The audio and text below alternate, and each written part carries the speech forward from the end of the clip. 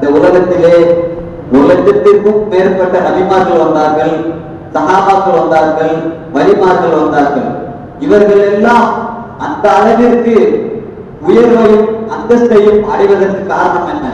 அவர்களிடம் இருந்த ஒரே ஒரு தன்மை தக்குவா, அல்லாஹ்வுடைய பயம், அல்லாஹ்வுடைய இறையச்சம். இது ஒரு காரணத்தினால் அல்லாஹ் அவர்களுக்கு அவ்வளவு பெரிய சிறப்பை கொடுத்தான். நாம் சில சஹாபாக்களுடைய இறையச்சத்தை பற்றியும் நபியினுடைய இறையச்சத்தை பற்றியும் நாம் பார்த்தோம். ஜுரைஜ் என்ற ஒரு மனிதர் நபியுடைய காலத்தில் வாழ்ந்த ஒரு நபர். அந்த மனிதர் முழுக்க முழுக்க தன்னுடைய வீட்டை விட்டுவிட்டு தனக்கென்று வணங்குவதற்கென்று ஒரு இடத்தை நிர்ணயித்து அந்த இடத்திலே 24 மணி நேரம் அல்லாஹ்வை இபாதத் செய்து வந்தார். அந்த ஊர் மக்களுக்கு ஒரே பொறாமை, இந்த நபர் எப்படி இவ்வளவு இபாதத் செய்கின்றார், நம்மளால் இந்த அளவிற்கு இபாதத் செய்ய முடியவில்லை என்ற ஒரு பொறாமை. இந்த ஜுரைஜ் என்ற நபரை எப்படியாவது நாம் வழிகெடுத்து விட வேண்டும் என்ற ஒரு பொறாமை. அந்த ஊர் மக்கள் எல்லாம் முடிவு செய்கின்றார்கள்.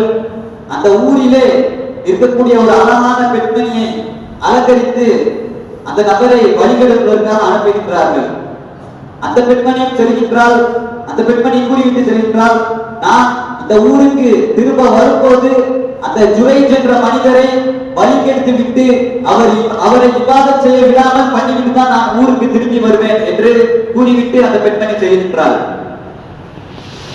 அந்த ஜுரைஜ் என்ற நபர் இருக்கும் இடத்தை அந்த பெண்மணி அடைகின்றால். அந்த நேரத்தில் ஜுரைஜ் அவர்கள் தொழுது கொண்டிருக்கின்றார்கள். தொழுகையை முடித்தவுடன் ஏதோ ஒரு பெண்மணி நம்மிடம் வந்திருக்கின்றார்கள் என்று அவர்களுக்கு தெரிகின்றது. தெரிந்தும் அவர்கள் அந்த பெண்மணியை தலை நிமிர்ந்து பார்க்கவில்லை.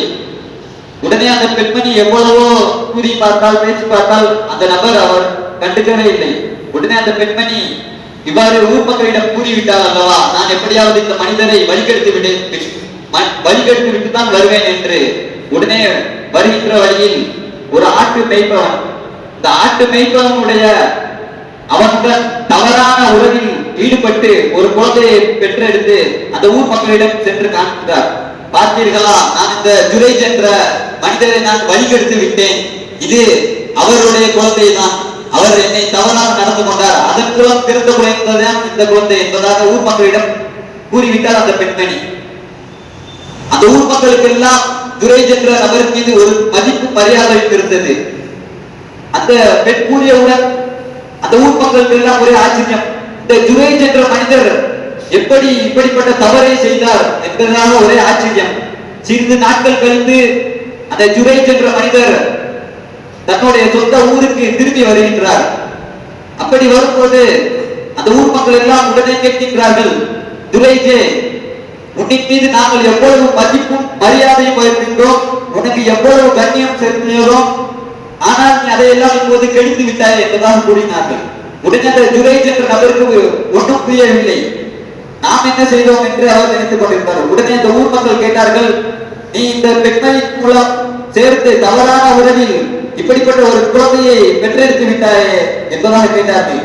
உடனே ஜுரைஜ் என்ற மனிதர் அல்லாஹ்விடம் தொழுது துஆ செய்து ஒரு பச்சிளம் குழந்தை, அந்த குழந்தையினுடைய வயிற்றில் கை வைத்து இவ்வாறாக கேட்கின்றார்கள், மன் அபூக்க, அந்த பச்சிளம் குழந்தை, நாம் இங்கு நன்கு சிந்திக்க வேண்டும், பேசக்கூட தெரியாத சிறு கை குழந்தை, அந்த குழந்தையினுடைய வயிற்றில் கை வைத்து இவ்வாறாக கேட்கின்றார்கள், மன் அபூக்க, உன்னுடைய தந்தை யார் என்பதாக கேட்டார்கள்.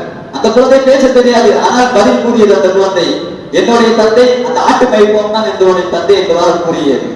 நாம் இந்த இடத்தில் விளங்க வேண்டும், அல்லாஹ்வுடைய இபாதத்தாலி, அல்லாஹ்வை பயப்படுபவர், அல்லாஹ்வின் தக்வா உடையவர், அவரை குற்றவாளி இல்லை என்று நிரூபிப்பதற்காக அல்லாஹ் தஆலா ஒரு பச்சிளம் குழந்தையை பேச வைத்தான். காரணம், அந்த மனிதர் என்னுடைய அடியான், அவர் என்னை வாழும் காலத்தில் அவர் என்னை இபாதத் செய்வார், அவர் என் மீது தக்வா கொண்டார், என்னை அஞ்சினார், எனக்கு பயந்து நடந்தார். அந்த ஒரே ஒரு காரணத்தினால் நான் அந்த பச்சிளம் குழந்தையை பேச வைத்து அவர் குற்றவாளி இல்லை என நிரூபித்தேன் என்பதாக கூறினார்கள். நாம் இதிலிருந்து என்ன விளங்க வேண்டும்? ஒரு மனிதன் தன்னுடைய வாழ்க்கையில் தக்வாவோடும் இறையச்சத்துடன் இருந்தால் அல்லாஹ் தஆலா இந்த உலகத்திலும் சரி மறுமையிலும் சரி அந்த மனிதரை எந்த அளவிற்கு மேலே உயர்த்துவான், அந்த மனிதருக்கு எந்த அளவு அந்தஸ்தை கொடுப்பான் என்பதாக நாம் விளங்கிக் கொள்ள வேண்டும். அதே போல் இப்னு உமர் ரலியல்லாஹு அன்ஹு நமக்கெல்லாம் தெரியும், பிரபலமான சஹாபி. அவர்களுடைய தக்வாவை நாம் இந்த இடத்தில் பார்க்க வேண்டும். அவர்கள் ஜமாத் தொழுகையை விட்டதே கிடையாது. தன்னுடைய வாழ்க்கையில் ஜமாத் தொழுகை முதல் சப்பில் நின்று தொழுவார்கள், தக்பீரே தஹ்ரீமாவுடன் தொழுவார்கள். ஏதோ ஒரு காரணத்தினால் ஒரு நாள் அவர்களுக்கு அந்த ஜமாத்துடைய தொழுகை தவறிவிட்டது. பொதுவாக நாம் என்ன சட்டம், தனியாக தொழுவதை விட ஜமாத்தாக தொழுதால் அந்த தொழுகைக்கு 27 மடங்கு நன்மை, இதுதான் சட்டம். இவ்வாறு இருக்கும்போது இப்னு உமர் ரலியல்லாஹு அன்ஹு அவர்கள் ஒரு தொழுகையை விட்டுவிட்டார்கள் ஏதோ ஒரு காரணத்தினால். அதனால் அந்த ஒரு தொழுகையை கலா செய்கின்றார்கள். இப்ப உதாரணமாக நாம் இந்த மகரிப் தொழுகையுடைய 3 ரக்காத்தை விட்டுவிட்டால் அதே 3 ரக்காத்தை அந்த 3 ரக்காத்தை தான் நாம் கலா செய்ய வேண்டும், இதுதான் சட்டம். ஆனால் இப்னு உமர் ரலியல்லாஹு அன்ஹு அவர்கள் விட்ட ஒரு தொழுகையை 27 முறை கலா செய்தார்கள். காரணம், தனியா தொழுவதை விட ஜமாத்தையுடன் தொழுதால் 27 மடங்கு நன்மை. தன்னுடைய வாழ்க்கையில் ஒரு நேரம் வந்து தவறிவிட்டதே, அதாவது தொழுக முடியவில்லை என்ற பயத்தோடு அல்லாஹ்வுடைய அச்சத்தோடு அந்த ஒரு தொழுகையை தவறவிட்ட ஒரு தொழுகையை 27 முறை தொழுதார்கள் என்று சொன்னால் அவர்களுடைய தக்வா எந்த அளவிற்கு இருந்தது. அதே போல் அப்துல்லா பின் ஜுபைர் ரலியல்லாஹு அன்ஹு அவர்களுடைய வாழ்க்கையில் நடந்த ஒரு விஷயம். அவர்கள் பெருமானாருடைய மனைவி ஆயிஷா ரலியல்லாஹு தஆலா அன்ஹா அவர்களிடம்தான் இந்த தீனுடைய இஸ்லாத்தினுடைய ஷரியத்தினுடைய கல்வியை கற்றுக் கொள்கிறார்கள். அந்த அப்துல்லா பின் ஜுபைர் ரலியல்லாஹு தஆலா அவர்களை பல நாட்டு மக்கள் அழைப்பார்கள், நீங்கள் எங்களுடைய நாட்டிற்கு வாருங்கள், எங்களுக்கு இந்த தீனுடைய கல்வியை, இந்த தீனுடைய அறிவை, இந்த ஷரியத்தை பற்றி எங்களுக்கு சொல்லித்தார்கள் என்பதாக அவர்களை எல்லாம் அழைப்பார்கள். அவ்வாறு திமிஷ்க் நாட்டில் அந்த அப்துல்லா பின் ஜுபைர் ரலியல்லாஹு அவர்களை அழைக்கின்றார்கள். அவர்களும் அவர்களுடைய அழைப்பை ஏற்றுக்கொண்டு அந்த நாட்டிற்கு செல்கின்றார்கள். திமிஷ்க் நாட்டிற்கு அந்த மக்களுக்காக கல்வி, தீனுடைய ஷரியத்துடைய மார்க்கத்தை போதிப்பதற்காக செல்கின்றார்கள். செல்லும் வழியில் அவர்களுக்கு ஒரு பிரச்சனை ஏற்பட்டு விட்டது. அவர்களுடைய ஒரு கை கால் செயலிழந்து போய்விட்டது. அந்த ஊர் மக்கள் எல்லாம் எதிர்பார்த்து கொண்டிருக்கிறார்கள், இந்த மனிதர் ஏன் இன்னும் வரவில்லை, அப்துல்லா பின் ஜுபைர் ரலியல்லாஹு தஆலா அன்ஹு அந்த மனிதர் ஏன் இன்னும் வரவில்லை, அவர்களுக்கு என்ன ஆனது என்பதாக ஒரே கவலையுடன் இருக்கின்றார்கள். சிறிது நேரம் கழித்து வருகின்றார்கள். ஒரு நபர், அந்த அப்துல்லா பின் ஜுபைர் ரலியல்லாஹு அவருடைய மகன் தன்னுடைய தந்தையை தலையில் தோளில் சுமந்து கொண்டு வருகின்றார்கள். மக்களுக்கெல்லாம் கண்கலங்கி அழுவ ஆரம்பித்து விட்டார்கள். ஏன் உங்களுக்கு இவ்வாறு நிலைமை ஏற்பட்டு விட்டது என்பதாக புலம்ப ஆரம்பித்து விட்டார்கள். உடனே அந்த திமிஷ்க் நாட்டிலே இருக்கக்கூடிய மிகவும் பிரபலமான மருத்துவர்கள் எல்லாம் அழைத்து அந்த நபருக்கு அப்துல்லா பின் ஜுபைர் ரலியல்லாஹு அவர்களுக்கு சிகிச்சை பார்க்க சொல்கின்றார்கள். அந்த மக்களுமோ அந்த மருத்துவருமோ கூறிவிட்டார், இந்த ஒரு கையையும் ஒரு காலையும் நாம் இவருடைய உடலில் இருந்து துண்டித்து விட வேண்டும், இல்லை என்றால் அவருடைய உடல் முழுக்க பாதிப்பு ஏற்படுத்திவிடும் என்பதாக கூறிவிட்டார் அந்த மருத்துவர்.